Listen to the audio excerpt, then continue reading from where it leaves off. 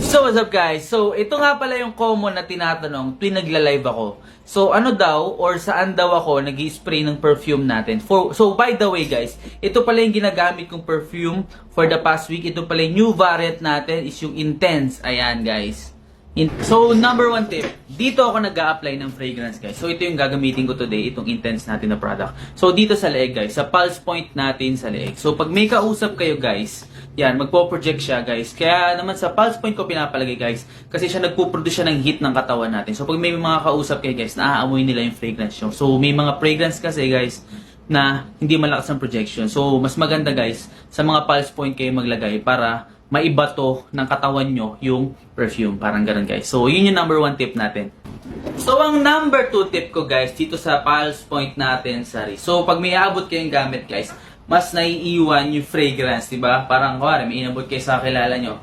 Sir, parang try mo tong perfume namin, Father and Son, 32% concentration yan. Long lasting 8 hours po yan. Legit.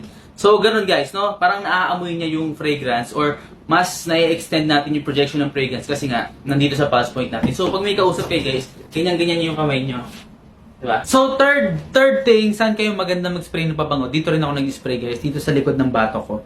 So guys, basically guys, pag nag-spray kayo ng perfume dun sa mabalbo na area, so, dito sa buhok guys, maganda mag-spray dyan, naiiwan kasi yung scent dyan, mas matagal. Yung iba nga nag-spray sa buhok nila guys, yung parang sinasabi nilang secret nilang ginagawa sa buhok. So basically guys, maganda dito. So pag may nakasunod sa inyo, may nakasalubong kayo guys, may iwan yung scent. So pwede kayong i-compliment nung panabanguan sila sa pabango nyo. So my fourth and final tip guys, saan ako nag-i-spray ng pabango is sa damit. Guys, kung sa skin sa akin naglalast ng 6 to 7 hours, guys basically sa damit, umaabot siya ng 24 hours. So guys, I suggest mag-spray kayo sa damit guys. So minsan madalas wala na sa skin nyo, pero sa damit guys nagtatagal pa. Basically dito ako nag-spray guys, isa, dalawa. So nag-spray din ako dito guys sa tagiliran. Yan, sa tagiliran nag-spray din ako dyan guys. So kanya-kanya yan guys. Sa akin, sa totoo lang to be honest, medyo overspray talaga ako.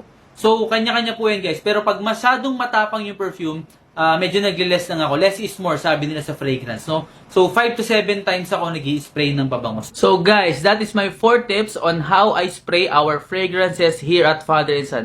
Guys, kung nagustuhan nyo yung video na to at nakatulong sa inyo, please like this video and also comment din kayo kung paano kayo mag-spray ng inyong mga fragrances, guys, para makatulong din sa amin at makatulong din sa other viewers natin. And guys, check the yellow basket below kung gusto nyong bumili or mag-try ng fragrances natin, guys. Please follow for more sa mga susunod na video natin, guys. Thank you and God bless.